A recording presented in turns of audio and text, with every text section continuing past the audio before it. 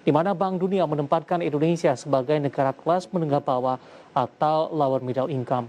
Peringkat pertama 1 Juli ini maksud kami turun dibandingkan sebelumnya, di mana Indonesia sudah menjadi negara berpendapatan menengah. Bank Dunia menurunkan peringkat Indonesia sebagai negara kelas menengah bawah atau lower middle income. Padahal sebelum pandemi, Indonesia masuk menjadi negara berpendapatan menengah atas.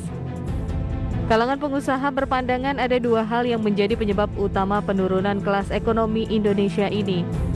Pertama, karena kondisi pandemi, di mana tren pertumbuhan ekonomi yang terjaga di atas 5% pada tahun 2019, terhantam pandemi yang mulai masuk Indonesia pada awal Maret 2020.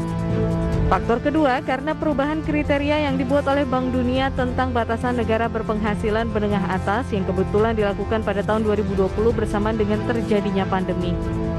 Bank Dunia pada tahun 2019 membuat kriteria batasan PDB per kapita untuk negara berpendapatan menengah atas sebesar 3.996 USD. Kemudian pada tahun 2020 membuat revisi, di mana negara masuk kategori berpenghasilan menengah atas ketika PDB per kapita minimal 4.096 USD. Pada dasarnya pada tahun 2019 Indonesia masuk ke kategori negara berpenghasilan menengah atas, masuk dalam garis batas tipis, sehingga ketika pada tahun 2020 kriteria dinaikkan oleh Bank Dunia, maka Indonesia turun kelas masuk ke negara berpenghasilan menengah bawah, tipis di bawah garis batas kriteria. Berbagai sumber IDX Channel.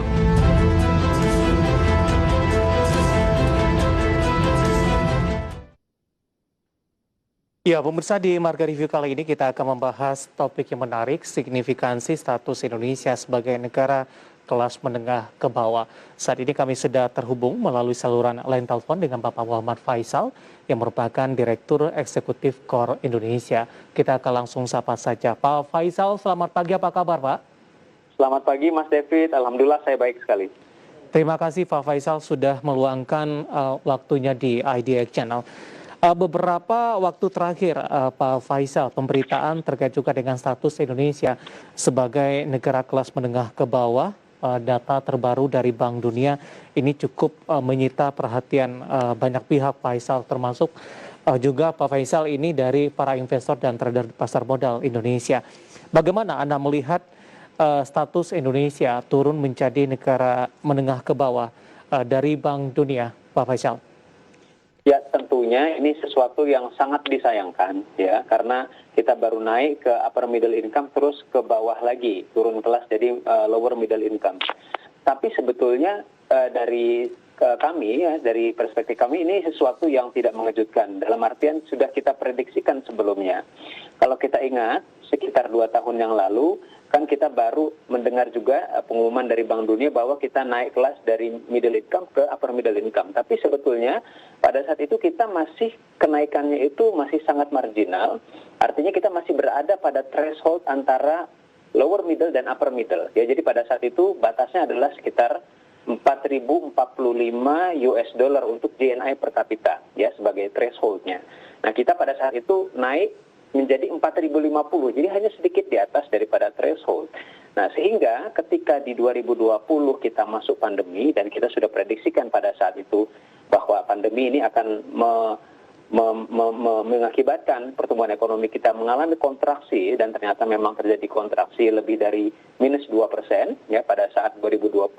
Nah, ini otomatis GNI per kapita kita juga turun, sehingga di 2020 kita yang tadinya 4.050 US dollar ya GNI per kapita kita jadi turun menjadi 3.800-an, yang sehingga menjadi berada di bawah dalam kategori kembali ke lower middle income ya. Jadi kita setara dengan banyak negara-negara berkembang yang lain ya. Kalau di ASEAN berarti kita umumnya di ASEAN ini adalah lower middle income, kecuali beberapa negara seperti Singapura, Malaysia, Thailand ya yang sudah di upper middle income ke atas.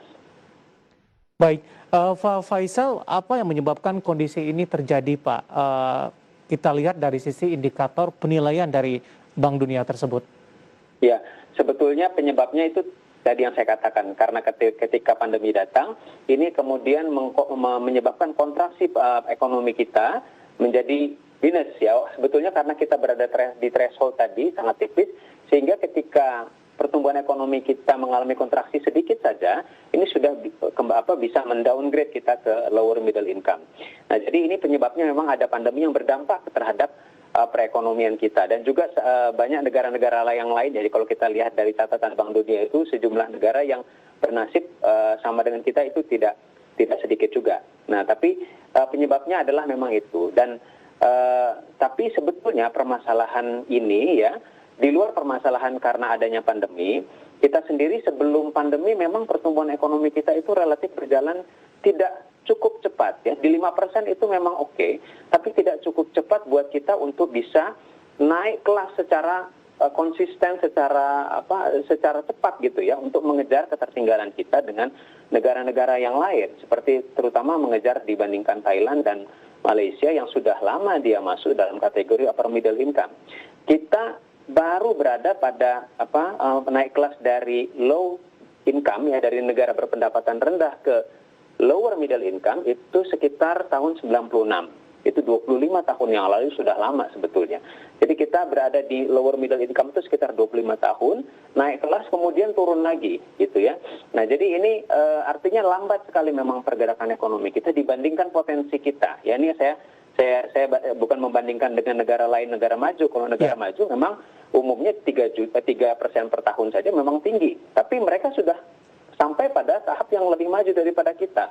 Kita semestinya potensinya bisa lebih tinggi. Dan untuk kita terhindar dari yang disebut dengan middle income trap, nah ini sebetulnya masalahnya nanti ya ke depannya. Karena kita berpotensi sekali untuk masuk ke dalam jebakan kelas menengah atau yang disebut dengan middle income trap itu, karena pertumbuhan ekonomi kita minus dan kita susah untuk kembali tumbuh tinggi. Kita butuh pertumbuhan ekonomi di atas 8% untuk tidak terjebak dalam middle income tersebut. Kalau kita di bawah 8%, nah kita kemungkinan besar akan terjebak ya. Baik, Pak Faisal, dari data yang berhasil dihimpun oleh tim redaksi kami, selain karena pandemi kemudian juga pertumbuhan ekonomi, sebenarnya pertumbuhan ekonomi sebelum ada pandemi juga sudah mengalami perlambatan. Apakah faktor lainnya, perubahan kriteria yang dibuat oleh Bank Dunia tentang batasan negara berpenghasilan menengah atas yang dilakukan pada tahun 2020 ini juga ikut mempengaruhi tidak, Pak?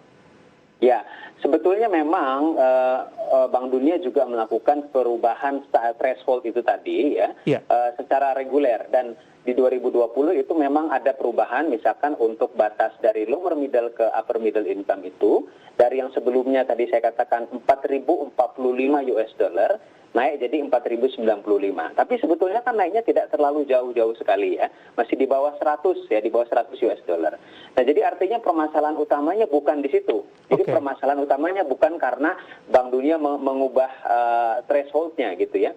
Tapi karena memang kita pada dasarnya juga pergerakan ekonomi kita relatif lamban untuk ukuran negara berkembang dengan potensi besar seperti kita. Gitu ya. Jadi itu yang mestinya kita menjadi catatan bahwa setelah kita pandemi ini kita perlu melakukan transformasi ekonomi supaya kita bisa tumbuh lebih tinggi. Baik, Pak Faisal, menarik, kita akan jeda terlebih dahulu. Apa dampaknya, Pak, ketika status Indonesia sebagai negara kelas menengah ke bawah ini, baik dari pandangan dari sisi investasi maupun dari beberapa aspek lainnya, dan apa yang harus dilakukan pemerintah untuk memperbaiki posisi ini? Nanti kita akan lanjutkan dalam pemeriksaan.